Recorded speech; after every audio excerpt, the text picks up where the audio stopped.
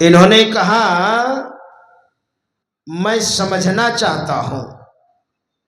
रामदास ने जो मुझे कहा कि जप ध्यान जिंदगी भर करते रहो, आत्म कल्याण नहीं होगा, तो मैं समझना चाहता हूं, क्या आप मुझे समझा सकते हैं? नित प्रति सत्संग कर ले प्यारा, तेरा कार सरे सारा, सार कार्य को निर्णय करके धर चेतन धारा। जब तक निर्णय नहीं होगा तब करेंगे क्या? सत्संग से निर्णय होता है, ऐसा सत्संग हो कि जीवन में निर्णय हो जाए। हमारे गुरुदेव ने सोचा पहले निर्णय तो हो जाए, मैं निष्कर्ष पर तो पहुंच जाऊं। निर्णायक विचार अन्यत्र कहीं नहीं होगा, वो यही जगह है सत्संग। तो धीरज साहब से कहा मैं समझना चाहता हूं। हालांकि तो मैं हो गई रामदास से हमारी, लेकिन रह रह करके मेरी आत्मा कहती है उन्होंने बड़ी कीमती बात हमें बताई है, इसलिए आप मुझे समझा सकते हैं। कहा जब मर्जी आ जाइए, मैं समझा सकता हूं आपको।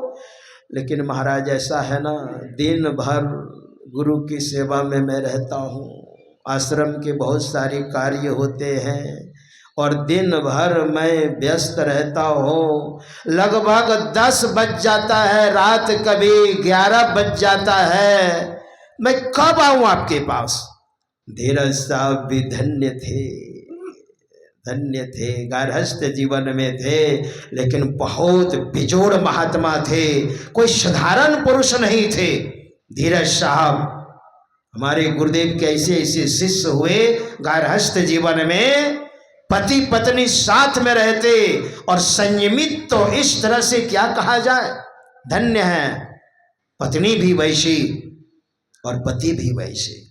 धीरज साहब ने कहा महाराज आप जब मर्जी आ जाइए, आप जब 24 घंटे में, 12 बजे रात में, 1 बजे रात में। कहा महाराज 3 बजे फिर गुरु महाराज के पास हाजिर होना पड़ेगा, भोर को 10-11 बजे तक सेवा, 3 बजे फिर हाजिर आश्रम में। कहा जब मर्जी आप आ जाइए। तो गुरु महाराज कभी 10 बजे रात में जाते थे, कभी 11 बजे रात में जाते थे और समझते थे। गुरुदेव ने बहुत अध्ययन किया था, कर ही रहे थे, चाहे वह भौतिक ज्ञान हो चाहे अध्यात्म ज्ञान हो, दोनों के प्रकांड विद्वान थे हमारे गुरुदेव। आध्यात्मिकता की पराकाष्ठा, चरम सीमा, और भौतिक ज्ञान के प्रकांड विद्वान।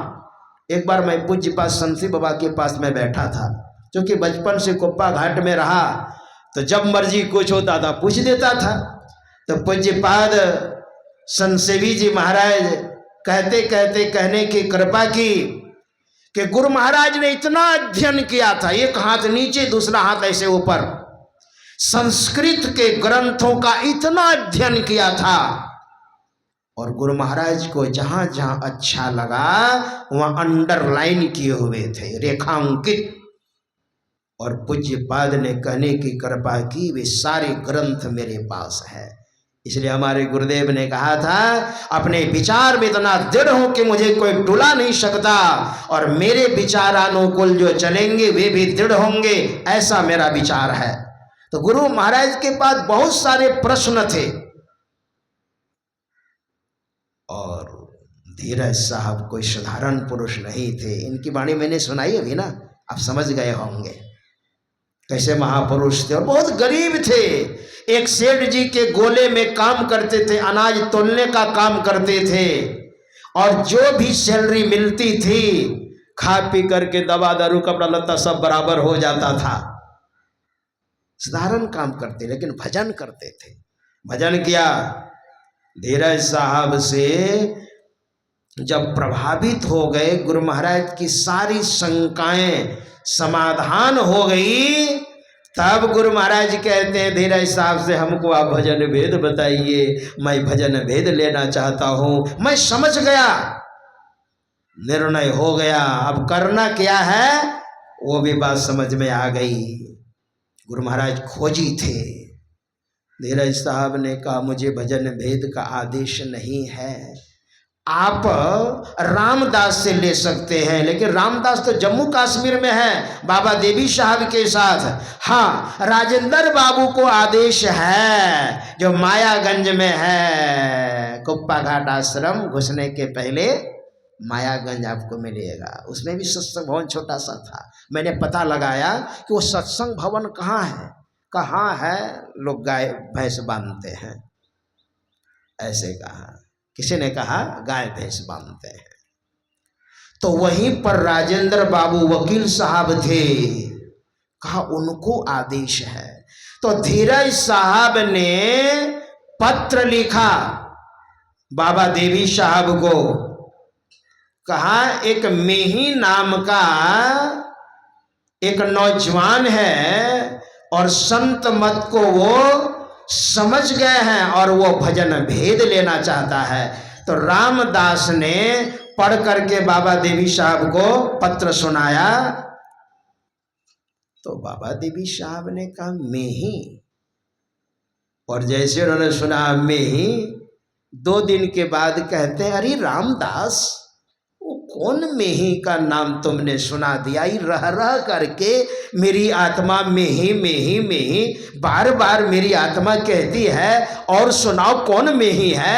मैं क्यों खिंचा खिंचा जा रहा हूं उधर? ये किस मेही का नाम तुमने सुना दिया? वो रामदास से कह रहे हैं। बाबा देवी साहब ने कभी कहा था, लाला तेरा और मेरा जो परिचय है संत मत के माध्यम से, एक जन्म का रिश्ता नहीं है, अनेक जन्म संसिद्धस ततो याति पराम गति, है ना? एक जन्म का रिश्ता नहीं है। बाबा देवी साहब, कहाँ लाला आपका पूर्णिया जिला और कहाँ मैं उत्तर प्रदेश मुरादाबाद, और इस तरह से अनन्या श्रित संबंध कैसे हो गया? कैसे तादात्म्य हो गया? इतना प्रेम कैसे हो गया? इतना लगाव कैसे हो गया? कई जन्मों से संत मत के माध्यम से हम लोग आ रहे हैं। कभी कहा था बाबा देवी साहब ने गुरु महाराज को, तो वही रामदास से बार बार कारी किस मेही का नाम सुनाया।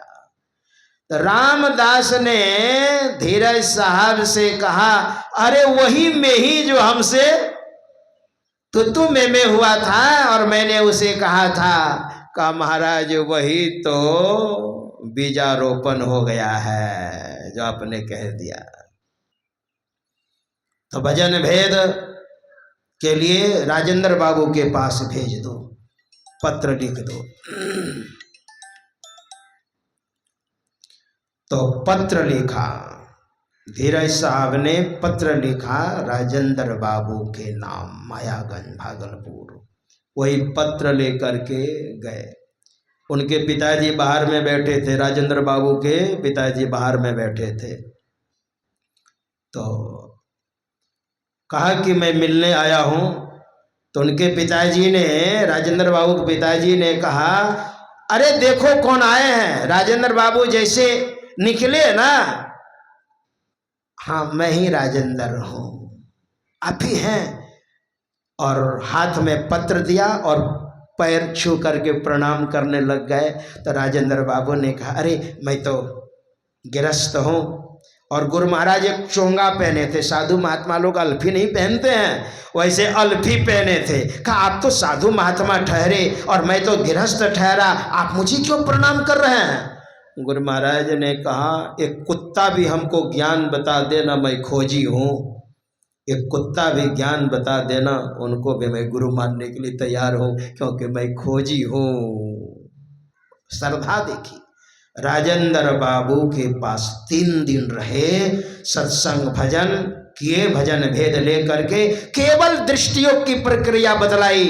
जो भोले बाबा ने कहा था, 5 पद्मों का जो फल है, सिर्फ दृष्टियोग करने से, आज्ञा चक्र का ध्यान करने से वो 5 पद्मों का फल प्राप्त हो जाएगा।